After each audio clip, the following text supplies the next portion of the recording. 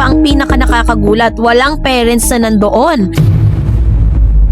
Pagpagod ka na sa mga chismis sa paligid mo, i-civil wedding mo na lang bigla.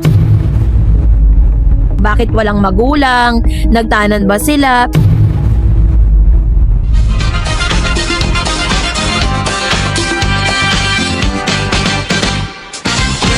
Assess at mga bro, tapos na ang pila ng at chismis era dahil may giant plot twist na naman tayo. From showbiz royalty, grab your iced coffee muna, prepare your fragile heart, and let's dissect the absolute mother of all celebrity tea, si Queen Bea Alonzo at ang retail prince na si Vincent Co kinasal na po. Ano nga ba ang detalye ng kaganapang ito? No, may prenup pa ba na kinonsidera sa kanilang kasal? Yan ang pag-uusapan natin. But before that, if you haven't subscribed yet to my YouTube channel, please don't forget to like, share, and subscribe at i-hit mo na rin ang notification bell for more showbiz updates. Genuinely unexpected, diba? Akala natin puro unfollowing at heartbreaks ang ganap nitong mga nakaraang buwan. Pero plot twist of the year, ibinalita ng Inquirer Entertainment, walang pasintabi, biglang nagka-civil wedding noong Lunes ng gabi, July 13, 2026 mismo sa Makati City. At ang nag-officiate, none other than Makati Mayor Nancy Binay mismo. Ang lakas, diba? Parang pang teleserye ang level ng secrecy. Kung feeling mo lost ka pa sa timeline ng kanilang love story at kung paano tayo humantong sa biglaang pagkasalang ito, upo ka muna. I-breakdown natin lahat ng resibo, chika, at behind the scene tea sa ultra exclusive, low-key pero high society wedding na ito. Let's go! So ito na, the shocking resibo. Sino, saan at kailan? Unang-una sa lahat, paano ba sumabog ang balita? Netizen were just randomly scrolling through Facebook noong Tuesday, July 14, nang biglang mag-post si Mayor Nancy Binay ng picture kasama si Bea at Vincent. Ang caption ng alkalde, kinasal ko na po sila. Congratulations, best wishes Miss Vincent, Mr. Vincent and Bea. So boom, parang nuclear bomb sa timeline ng bawat Marites at Gen Z na mahilig sa showbiz updates. Isang source din mula sa Inquirer Entertainment ang nag-confirm na naganap ang civil wedding sa mismong tanggapan ni Mayor Nancy ng Makati. Pero ito pa ang pinaka nakakagulat, walang parents na nandoon. Ayon po sa source, ang newlyweds lang daw ang mismong pumunta sa office ni Mayor Nancy. No big entourage, no media coverage, no dramatic red carpet entrance, parang nag-ayos lang ng regular papers pero ang ending naging mag-asawa na pala. So ang the aesthetic low-key core manifested kung inaasahan ninyo ang mala fairy tale gown at bonggang suit dress na nagkakahalaga ng milyon-milyon. I-reset nyo ng utak nyo. Sobrang simple pero elegante ng vibe ng dalawa. Si Queen Bea nagsuot lang ng isang simple ngunit napaka-classy na cream suit dress. Yung outfit na nagsasabing I'm a billionaire actress but make it clean girl aesthetic. Si Vincent ko naman, simple rin ang datingan sa kanyang short sleeve barong, formang Pilipinong negosyante na handang mag-commit sa kanyang forever. Kitang-kita sa picture na kahit walang pampasabog na makeup at engranding ilaw, lutang na lutang ang happiness ng dalawa. Ika nga na marami, kung tunay ang pagmamahal, hindi mo na kailangan ng 1,000 bisita para lang patunayan ito. Ang mahalaga, ikaw at ako laban sa mundo. So, mula sa Spanya hanggang Rockwell, para sa mga bago sa fandom, bakit nga ba naging ganito kasikreto ang kasal nila? Balikan muna natin ng medyo magulong timeline ng relasyon nila. Si Vincent ko ay hindi lang kung sino, siya ay isang Sean sa Pure Gold Retail Empire. Kumbaga pagdating sa yaman at impluensya, pader din itong si Vincent. Si Bea naman, alam nating lahat ng reyna ng Philippine cinema at isang tanyag na billionaire actress dahil sa kanyang mga endorsement businesses at real estate properties, kasama na ang farm niya sa Zambales. So power couple talaga silang dalawa. Dapat sana may magaganap silang bonggang kasal sa Spain noong May 14. Lahat ng fans naghihintay na room. Sa room, no, sinasabi na marami na yon na ang magiging wedding of the year at Hanson nga pala si Bea sa house prep noon bago ang na-cancel ang event. Pero bakit na-cancel? Sabi ng mga reports, nagkaroon daw ng ilang hindi pagkakaunawan at disagreements pagdating sa mga probisyon ng kanilang prenuptial agreement. Alam mo naman ang pag-aari ng mga bilyonaryo ang pinag-uusapan.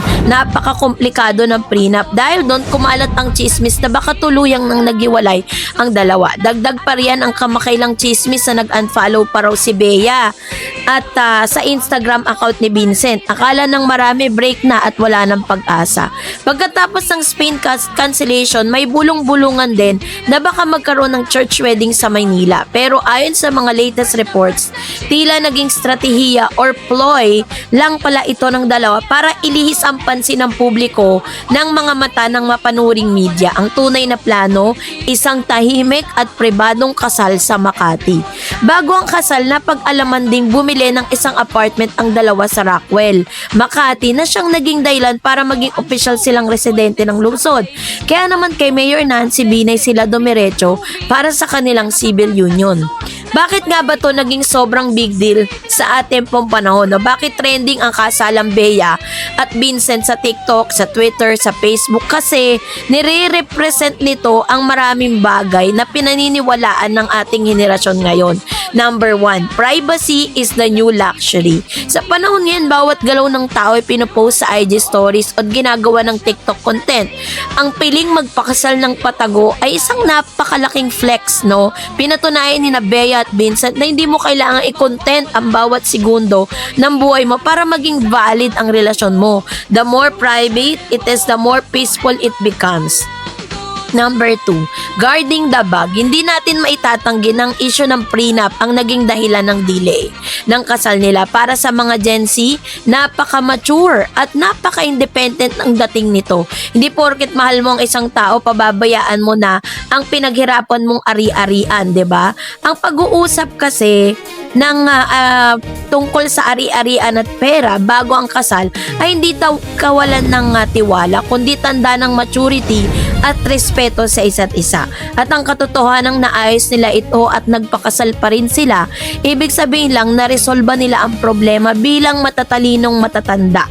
Sabi na number 3 natin, love wins despite the noise. Sobrang daming bashing, haka-haka, fake news ang ipinukol sa dalawa nitong mga nakaraang buwan. Sinasabing hiwalay na sila, hindi na matutuloy ang kasal at kung ano-ano pa. Pero sa huli, diba, anong ginawa nila? Pinalipas ang bagyo, nag-focus sa isa't isa, at nagpakasal ng walang nakakaalam. Sabi nga sa kanta, kill them with kindness. O sa kaso nila, kill them with a marriage certificate. Yun na, diba? So ano nga bang naging reaction ng mga netizen, no? The Hardcore Marites Chronicles. Hindi magiging kompleto ang balitang ito kung hindi natin titignan ng iba't ibang reaksyon ng mga netizen sa social media. Naging hati kasi yung opinion ng bayan, pero mas marami pa ring natutuwa kay Queen Bea. May mga TikTok creators na agad na gumawa ng breakdown videos na naging outfit ni Bea. Sobrang minimal pero kitang-kita ang quiet luxury vibe. Sabi ng isang fashion influencer, ang cream suit dress ay naging instant info na para sa mga nagbabalak ng mag-civil wedding sa bansa. May mga nag-tweet naman na grabe si Bea Alonzo, kala ko sa sad girl na naman ang timeline natin, yung pala plot twist na nawagas. Deserve mo maging masaya, queen. May mga nagbiro din tungkol kay Mayor Nancy Binay na naging mukha ng plot twist of 2026. Ang daming gumawa ng memes sa ginagamit ang larawan ni Mayor Nancy habang may hawak na marriage documents, no? Na may mga caption na gaya ng kapag pagod ka na sa mga chismis sa paligid mo, i-civil wedding mo na lang bigla. Syempre, hindi mawawala ang mga matatandang chismosa na naghahanap pa rin ng kulang. Bakit walang magulang? Nagtanan ba sila? Pero mabilis silang sinagot ng mga fans sa baka gusto lang talaga na magkabilang pamilya na tahimik na selebrasyon at gagawin na lang sa isang pribadong handaan ang salo-salo malayo sa kamera. So ito na po ang bagong simula para kina Mr. and Mrs. Ko, ngayong official ng mag-asawa, sina Bea Alonzo at Vincent Ko. Ano ang susunod na kabanata para sa kanila? Una, may bago silang pugad sa Rockwell, Makati. Ang Rockwell ay kilala bilang isa sa pinaka-exclusive at pinaka-secure na komunidad sa Metro Manila.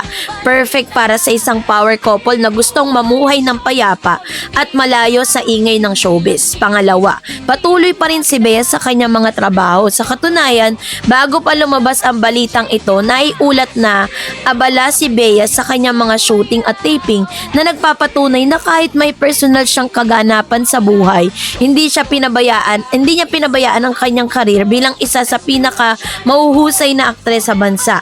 Si Vincent naman ay patuloy na pagpapatakbo ng kanilang malaking negosyo. Ang pagsasama ng isang reyna na sining at ang isang prinsipe ng komersyo ay siguradong magdadala ng mas marami pang tagumpay.